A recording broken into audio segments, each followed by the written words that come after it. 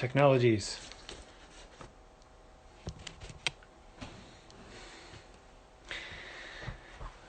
Welcome everybody to 11 Winery Virtual Happy Hour. I'm your host and winemaker, Matt Albee. Here comes Steven from the tasting room. Tasting room. Hey, Rich. Right on. The gang's all here. It's like Cheers. Craig, Melissa, Steven. We're live. We are super live. Feeling good. It's like Cheers. The gang's all here. I see Natalia is there Cece also. and Beth and Natalia and Craig, Melissa, and all the peeps. So how's your day been? Actually, very excellent. The sun is shining, beautiful outside, and there's actually a lot of people on Winslow today. So, um, Wow. I think, there's a lot of cars actually. It was surprising.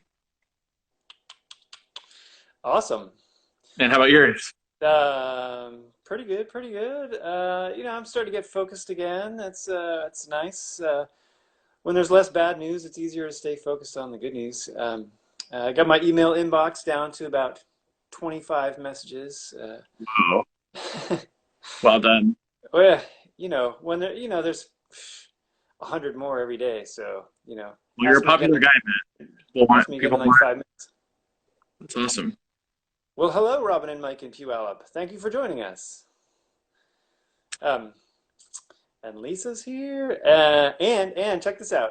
Even though we are, not really open here, I signed up a new wine club member today. What? Yeah. Well done. Well, Somebody just wandered in by chance. And this is the most random thing that happened today. Guy wanders in, no shirt, shorts. Hey, do you know where Ryan Landworth's place is? I said, well, yeah, it's over there. oh my gosh, Okay. that is random. That was super random. I had more fun with the person who signed up for the wine club. So, yeah. Um, hey, did you hear what did the Buddhist say to the hot dog vendor? What did the Buddha say? The hot dog vendor? Make me one with everything. No, oh, jeez. That was a good one. That was good. That was good. That was classic. That was great. Well, everybody, welcome to the 11 Winery Virtual Happy Hour, bringing together the 11 Nation for great wine, fun, Instagram and Facebook style. Pew, pew, pew. So on Facebook, you can hear Steven and you can see me, and you can read the little sign saying what we're tasting and where Steven, whoops, sign over there. I don't know where the sign is. I got two screens. They point in different directions. It's craziness. One of them's mirrored and the other one's not. Anyway, Facebook, you can see me and hear Steven, and on Instagram, you can see and hear both of us. So there you go. And so we are here to share some wine with you and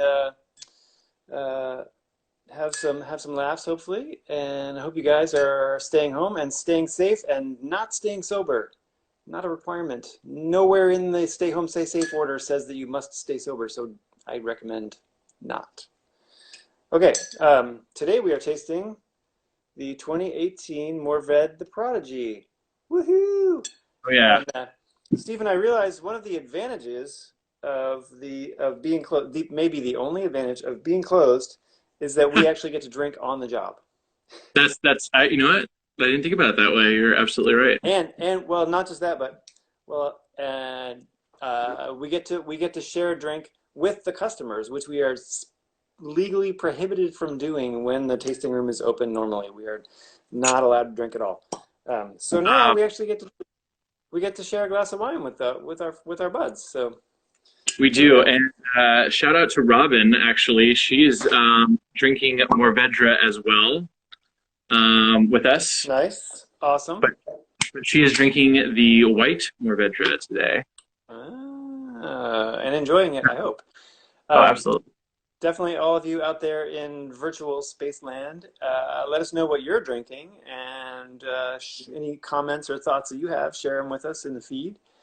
Um, But yeah, so we are tasting the 2018 Mourvedre Prodigy, which of our three Mourvedres is the lighter style red. You can see very clearly lighter style, um, relatively light color. Candy, you got the Prodigy, or you just love the Prodigy? Um, That's very light. Mm.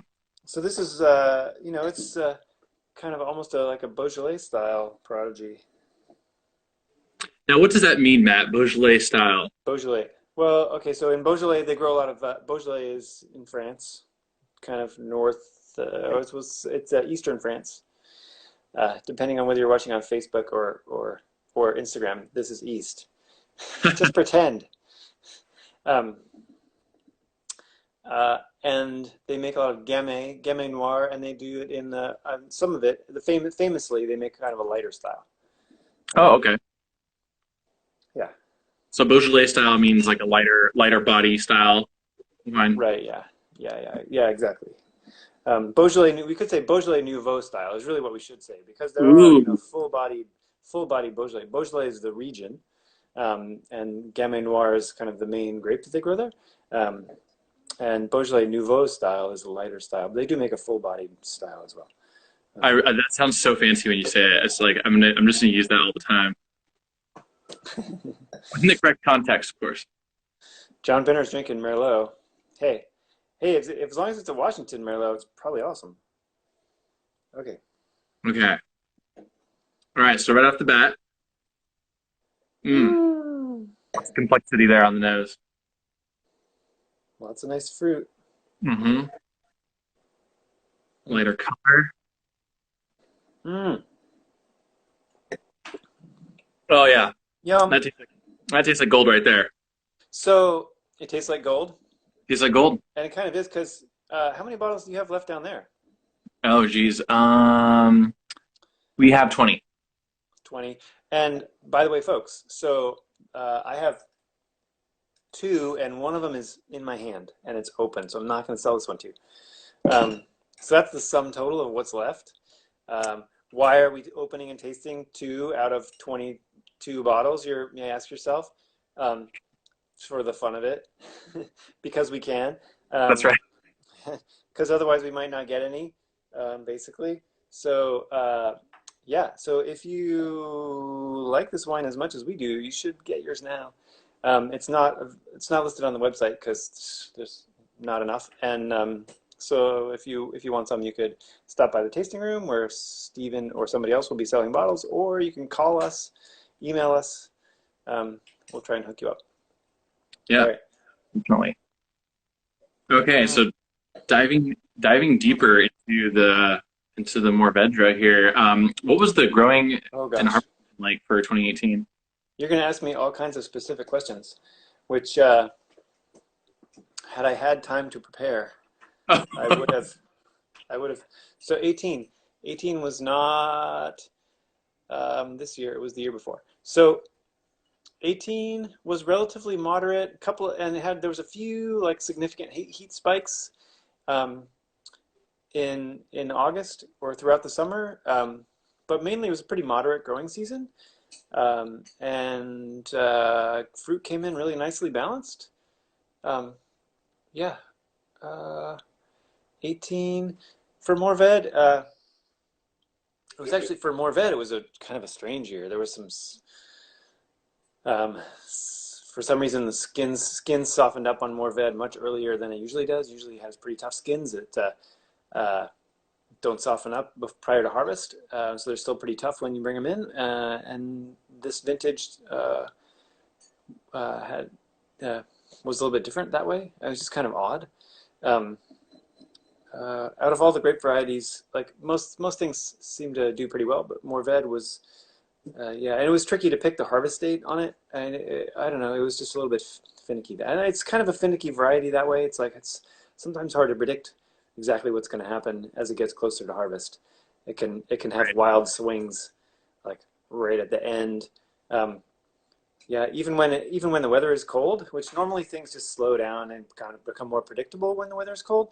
But sometimes Mourvedre will just veer off in a crazy direction right at the last minute, and it's hard to predict. So yeah, just Yeah, well, just even keeps with things all exciting. yeah, it keeps you on your toes, and obviously, the 18, the Prodigy is just, got that gold award. It's nice and light. Um, and a lot of people, like the opportunity to drink something that's not overly bold and tannic, something that just blows you away. It's just nice, easy drinking Mourvedre. Um, and I think in 18, one of the other unusual things about 18 was um, temperatures got really, really cold. Like it was going along all just kind of fine for a while. And then uh, right as harvest started, we went from like highs like around 70. This is like right at the end of August, right at the beginning of September. It was all nice and warm, mellow, and then all of a sudden, just like boom, Just like like plummeted. summer's over. Summer's over. We're not going to see anything above 60 degrees now for the rest of the year. Forget it. Um, Wow. it's like on September 1st, which is just weird for Eastern Washington. That just doesn't happen. So everything's like slamming the brakes on. Um, and so normal harvest progression just all got completely thrown out the window. And the predicting timing on stuff just got really hard. Like we kept having to push dates out because we're projecting into the future when we're going to harvest things, and then we kept having to say, oh no, not ready yet. Push it back, push it back, push it back, push it back, push it back. We did that a lot, and that's really unusual. Wow. And that could really, I mean, that could be, it could get to the point where they stop developing on the vine. Is that a concern where you just can't pick it? For sure. Although that year, um, I mean, it depends a lot on how much heat it's accumulated up to that point. And and everything got enough heat during the summer that it got ripe. There wasn't anything that I felt like didn't get ripe. Um, it just took a bit longer towards the end of the season than we were expecting. Yeah. Uh, Yeah. Totally. yeah, and I think even um, this, I would have liked it to be a teeny bit riper, um, but I mean, it came out pretty great. Yeah, well, so one of the things about the Prodigy here is I'm curious, like when it came on the scene and how it and how you get that lightness out of it in contrast to something like the 17, right? Like they're just so different, but it's the same. Well, the The different vintages. Sugarloaf Vineyard. Yeah, Um, so you're referring to the current release of the Sugarloaf Vineyard Mourvedre, the 2017. Um, yeah, yes. so so with this, so we there's a couple things. So it's harvested earlier. So of the three Mourvedres that we do, so there's the white, and then there's the Prodigy, and then there's the full-bodied style, which is either the Deputy or Sugarloaf Vineyard. And so this one is kind of the middle harvest date of those three, uh, Okay. and but it's still on the early side for red wine varieties. I should put my glasses on so I can see what. Hey, thanks, Rich. Rich is having the white Mourvedre, and he likes it. Yeah. Um, I haven't had my glasses on, so a lot of the comments have gone by. uh, so Steven's supposed to be watching the comments with his young man's eyes. Oh, shoot, I forgot my glasses. Dang it. I'll What? keep an eye on them. You have No, I'm just glasses kidding. too? No, no, I got 2020. Sorry, Hang on. sorry. I'll check it out. I'll keep an eye on the comments. Ted's okay. You scroll through the comments while I'm talking. Um, da da da da da da. So how did this come about? So there was one year where for you know how to tell the story. So some forces came together to conspired to cause us to uh, pick some Mourvedre a little bit earlier than we wanted. Um, and one of the interesting things about winemaking is that I mean we're working with like tens of thousands of dollars worth of grapes at a time, and we really don't want to screw things up. So and people want we were trying to produce a consistent product. So we're trying not to make big changes from year to year. We're trying to make, you know, little improvements from year to year, absolutely all the time. But sometimes things will go wrong, and oftentimes, like, that's how you discover new things. Is just when something goes off the rails.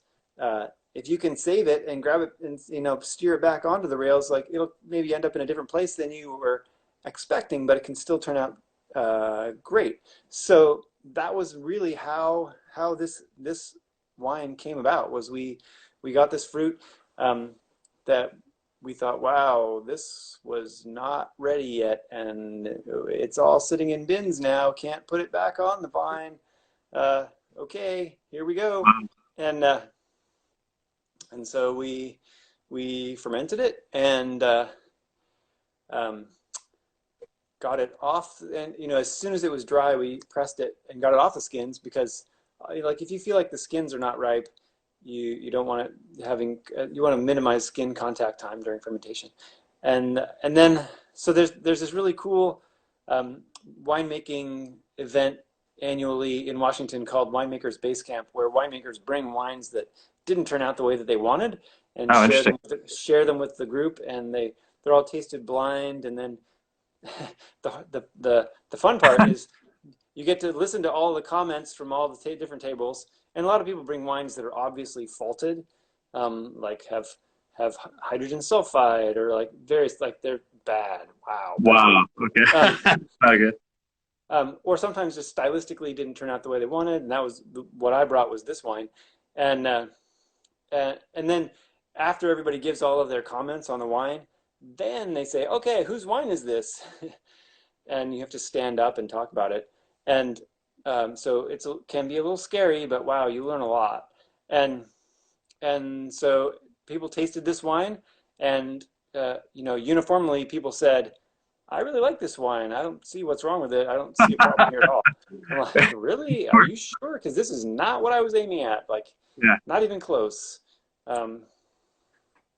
And so we ended up bottling it pretty much just as is. And yeah, I mean, you know, after some barrel age, after 9 months of barrel age, it tasted a lot better. And was that the smoky one? Was that the 17? Was that your first Prodigy? No. It was before that. Got it. Yeah. So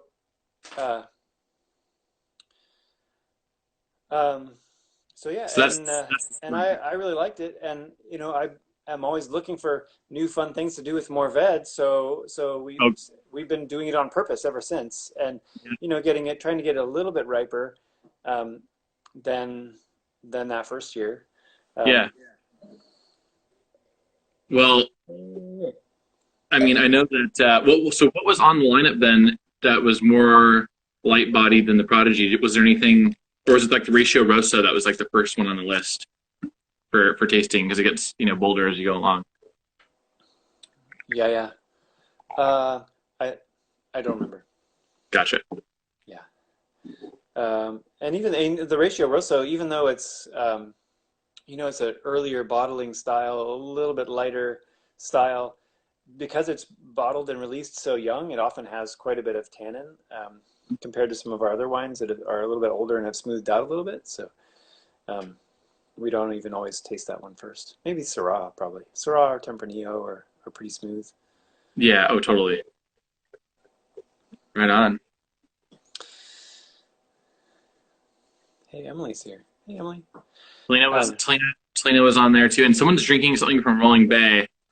I read that in the comments earlier. There's a Rolling Bay drinker. There's a winery in Rolling Bay? I guess so. Just I guess. Kidding, Alphonse. Just kidding. There's a great winery in Rolling Bay. They make some awesome wine. Oh yeah. So, hey, you know what time it is? Oh no. Oh, you gotta tell me what's gonna happen. Oh geez. Time to play How Does That Taste with Viognier? Matt, are you sure you want to do that? That sounds like a crazy idea. I don't know, man. I don't know if I can do that. It'll be great. All right, well, it'll work out. I promise. Well, we'll sacrifice your taste buds on this one. I'm gonna have to watch. Okay. For those of you on Facebook who are wondering why that sign read backwards, it's for the people on Instagram whose cameras work the other way.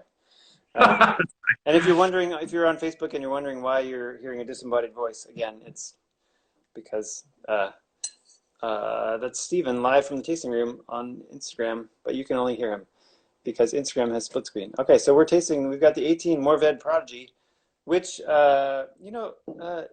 can age that for at least a few years. The Even though it Prodigy. is a younger style. I would totally, I mean, this has been in the bottle for going on a year now. It still tastes super fresh and fruity.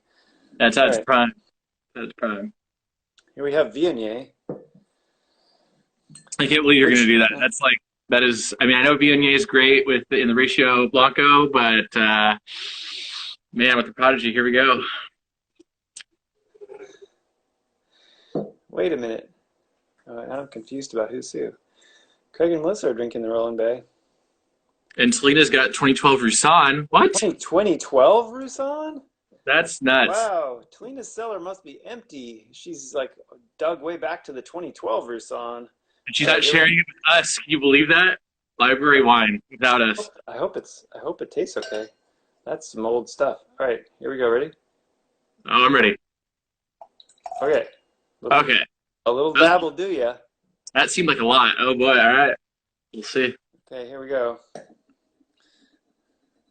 This could be Matt's next great thing, everybody. We don't know. We'll just have to see his We don't reaction. know. It's been a mixed bag of results on the how does it taste with Viognier experiments. We need Some to of genuine them have gone great. I tell you what, a little Viognier in that 2012 Roussan, liven that sucker right up. All right, here we go. Smell is on the nose. That's pretty nice. It's got like so the Viognier aromatics combined with the kind of the light fruitiness, it's almost like roses. Oh wow. That sounds Perfumey roses. Wow, that's pretty cool actually. Lisa's drinking the 2018 Syrah. Well done. Nice. Okay, here we go. All right, here we go. I'm a little nervous. I'm nervous for you. Hmm.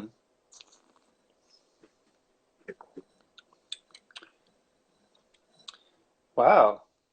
I think that's all right. Really? We were talking beforehand and we were like, "Ooh, I don't know," but the rose petal kind of florality like carries through into the mouth. Like that's really cool. It's a totally different wine than either of the components there. And it tastes good. Like you actually like the flavor of that? It's good, yeah. That's Okay. neat. Hey, blending experiments sound like a fun thing to do. I think you might be onto something there for the future. I think, I was looking around for some cheese and crackers to have before I came on, so that I didn't come on with an empty stomach and get loaded. I didn't find anything, but because we sent all of our cheese down to the Winslow store. Do you have any of that cheese left? So, because we had We do. the very last Mount Townsend cheeses in existence in our possession for sale down at the Right. Winslow store, and I think this would actually go great with some of that that campfire or the new moon would be awesome with this. Oh, definitely, definitely. Mm. I'm gonna have to try out that Viognier experiment with you in person in the future because that's pretty hardcore. It's definitely been a mixed bag. Maybe I wonder if there's something to the fact that these are both Rhone varieties, and so they've been grown in the Rhone Valley in France for hundreds of years. I wonder if there's something to that synergy, like they've got some, I don't know, some culturation that happens there where some varieties with some similarities that work together become cultivated in certain areas. I don't know. I mean, have you ever tasted a blend that had those two in it? Like, is that something that you think exists? Mourvedre, Viognier.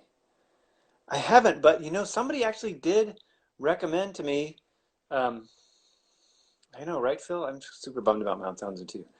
Um, And you know everybody by somebody name. recommended that we do co-fermentation with Mourvedre and Viognier, and we're already going in like a lot of different directions with the Viognier, with the Mourvedre.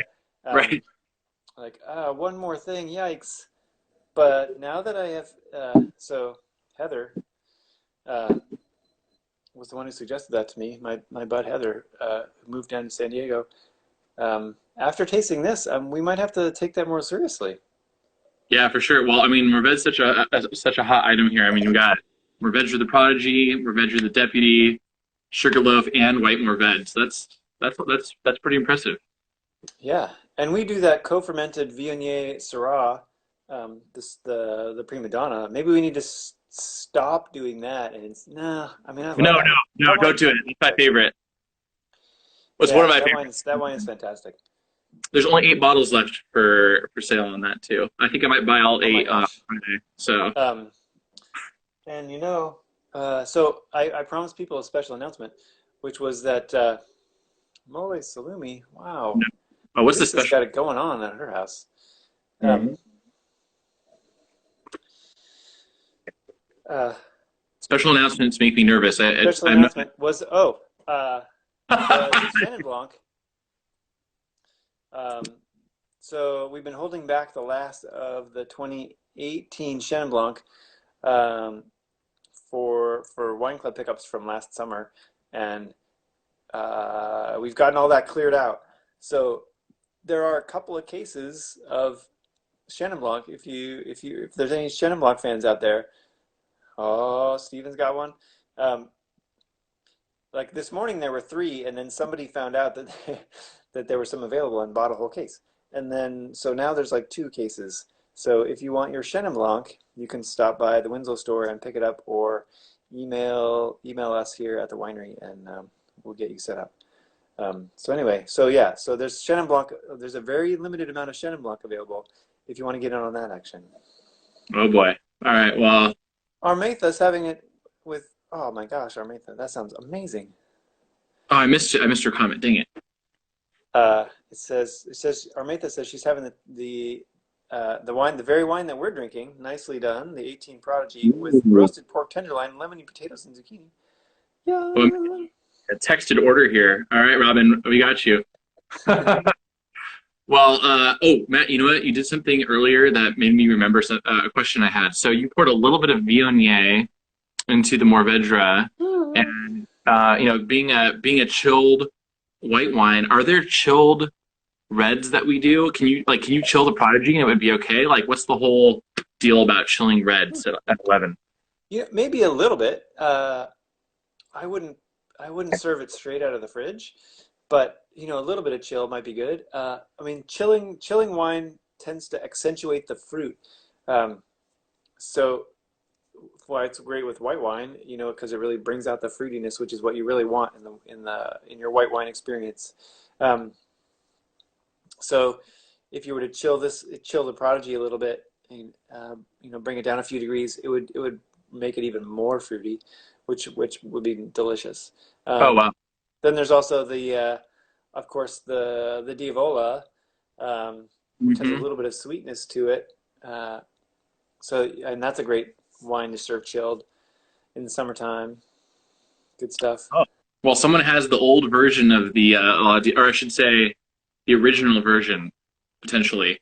The So I sweet have the petite. sweet petite.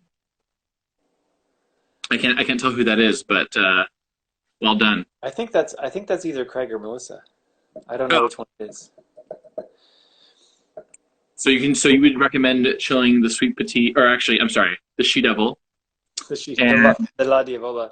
La Yeah. Diavola, and a little bit on the Prodigy, but not too much, just enough to keep it refreshing, Well, I mean basically. it's optional. Mm. Yeah. But I mean your red wine, I mean I would definitely, if you can, serve your red wine, below 65 degrees. 55 to 65 be good. Definitely, yeah. So get a little bit of chill on there. Um, Gotcha. Well, I wouldn't go below 55. I'm gonna put some pressure on here. What's on you here? What's your favorite Mourvedre you've ever made? Oh, holy crap. I don't know. All of them. This is pretty good. Wow. Yeah. People expect me to have an encyclopedic knowledge of like every vintage, every wine I've ever made. It's like, I mean, no. it's a lot of it. Just yeah, no. Yeah. I mean, there are certain wines that stand out. Um, Mourvedre was one of my early wine inspirations was Domaine Tempier Mourvedre from Bandol, and I'm still working towards that. Wow. Okay. Haven't quite That's got there yet. that says something because your Mourvedre is just, I mean, so diverse. Yeah. That's great. But this stuff is really nice. I'm happy with it. Right on. Phil wants to know, what bike am I riding? Um, well, this morning I rode inside crazily. Um, mostly I'm riding my outdoors, either mountain biking on my hardtail felt or on my rally cyclocross bike, but I've got road tires on it Matt, how many for bikes do you grains. How many bikes do I have? Oh man, have? it's not a good. I've I've just the right number. Well, I You have have a bike two. problem. I have I have two road bikes, and uh, I have two mountain bikes. Four. That's not too many. No, it's not too bad. I was thought you might have 11, but that's fine. Something to work towards. Not yet. Yeah, this bike's not mine. I'm not counting that. It has a magnet on it though. It has a bike magnet. It's pretty cool. Yeah. Um, yeah. There's a joke. What's the right number of bikes? The right number of bikes is n, where n plus one gets you divorced. Ooh, Yeah. nice, nice. I have one Uh, bike.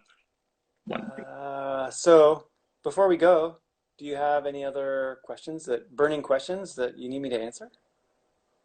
I think all I have to say is that Mourvedre, since I started working at 11, has been one that I've been exploring, and I'm almost there with a vertical, a 5 bottle vertical right now. So I have the 15, and I'm just waiting for the 19, and then a special occasion will have to be made for that experience. But no, I think Mourvedre is.